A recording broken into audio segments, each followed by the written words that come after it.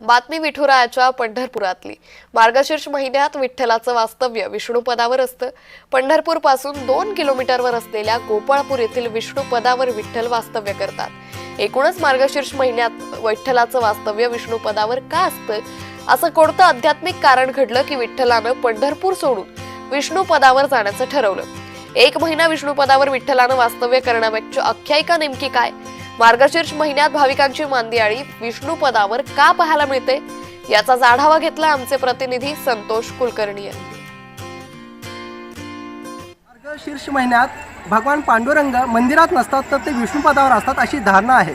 यामागची आख्यायिका अशी आहे, संत श्रेष्ठ ज्ञानेश्वर महाराजांनी संजीवन समाधी घेण्याचा आध्यात्मिक निर्णय घेतल्यानंतर भगवान पांडुरंग आळंदीला गेले।